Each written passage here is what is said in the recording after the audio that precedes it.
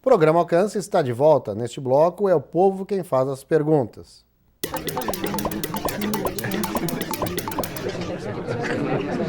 Júlio César de Aguiar, eu sou o presidente da Federação das APAES de Santa Catarina. A pergunta que eu gostaria de fazer é: como o Ministério Público está observando os transgênicos nos alimentos? Por exemplo, nós sabemos hoje que temos soja e milho transgênicos.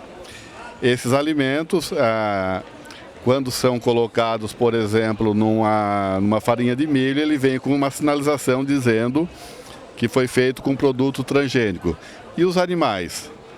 Gado, a carne de bovina, a carne de frango, que comem milho. Esse milho seria transgênico? Como nós saberíamos se é transgênico ou não essas carnes que nós estamos usando no nosso dia a dia? A sintonia entre legislação e a prática de fiscalização, essas operações logísticas, ela está mais avançada nos produtos de origem vegetal. Né? Para os produtos de origem vegetal, há uma legislação mais clara e uma fiscalização efetiva. Tanto que ela impõe a obrigação de, quando aparece um percentual de transgênicos acima de 1%, há uma obrigação, a imposição de ser informado ao consumidor. Ele tem um rótulozinho, que é um triângulo amarelo, com o T preto. Esse daí é o símbolo de transgênico. Os produtos de origem animal, não há um desenvolvimento tecnológico e científico a ponto de identificar se tem ou não transgênico nesse produto. No queijo ou na carne de gado, por exemplo. Né? É bem verdade que as operações de fiscalização, né, as inspeções dos produtos de origem animal, também levam em consideração a ração que esses animais estão consumindo. Se essa ração possui ou não transgênico. Porque tem algumas situações em que o adquirente desses produtos, né, ele exige que seja livre de transgênico. Geralmente os consumidores, né, os consumidores estrangeiros, né, são esses produtos que são para exportação. Né, mas respondendo à pergunta do Júlio, não há hoje em dia uma legislação que se afine com uma operação logística, né, de fiscalização e com uma bagagem científica a ponto de viabilizar um controle nesses produtos de origem animal. Carlos Alberto Pieruccini, empresário.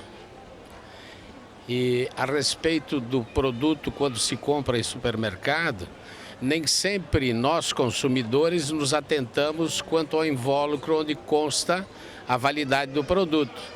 Mas eu gostaria de fazer a pergunta à promotoria, se a gente se atentasse com isso e visse que o produto se encontra vencido e reclama ao supermercado, e ele não o substitui, a quem deveríamos reclamar no caso? Carlos, muito interessante a sua pergunta, até porque ela faz parte do nosso dia a dia. Produto com prazo de validade vencido na prateleira ou armazenado em depósito para venda é crime.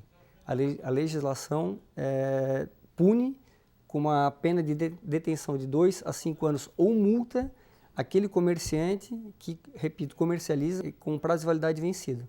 Por quê? Porque o próprio produtor, né, indicou que até aquele prazo ele garante a rigidez do produto. E a partir daquele prazo não mais. E pode acontecer algumas consequências prejudiciais ao organismo humano. Então, em sendo constatada essa situação, há crime e as autoridades competentes têm que ser informadas. Pode-se informar diretamente ao Ministério Público, né, o promotor, ou o delegado de polícia, ou o que é mais corriqueiro, né, mais normal, a vigilância sanitária, aos próprios órgãos de inspeção, que é a SIDASC e o MAPA, e ao PROCON. Mas evidentemente que quando o Ministério Público toma conhecimento dessa situação, ele inicia um procedimento investigatório, né, em parceria, através da Polícia Civil, e lá na frente, com a conclusão desse procedimento, vai se verificar em que circunstâncias que ocorreram. Né? Então, se houve algum descuido de um dia ou de alguns minutos, ou produtos que não raro acontece, que é a operação de fiscalização pegar com prazo de validade de 2 anos vencido. Daí a situação é gravíssima.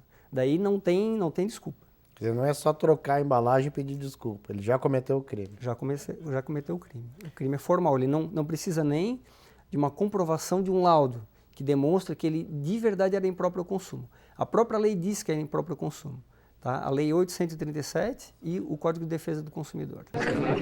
Meu nome é Luísa, eu sou psicóloga e eu queria saber como que a gente sabe quando o alimento passou pela inspeção da vigilância sanitária, se está demarcado no produto, na embalagem.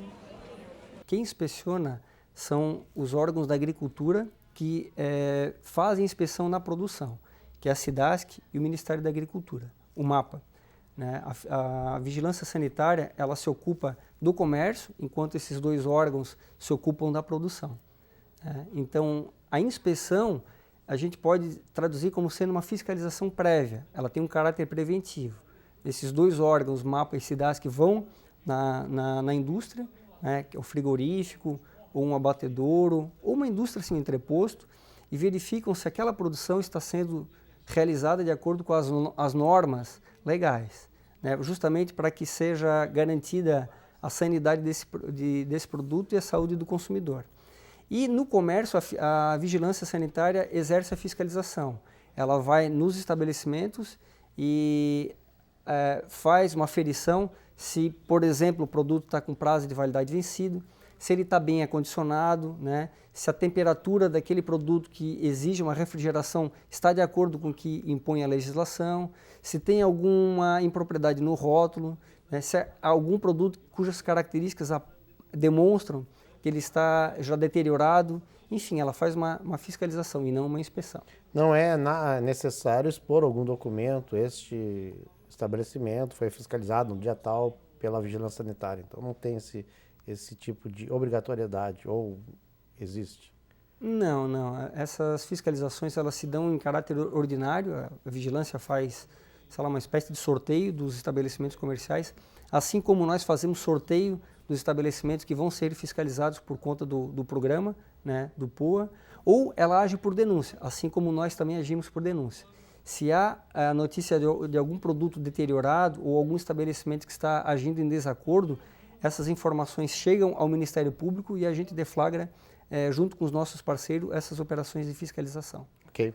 Mais um intervalo para depois voltarmos a dar algumas dicas em que o próprio consumidor pode servir como um fiscal da qualidade e dos seus direitos na compra de produtos de origem animal. Já voltamos.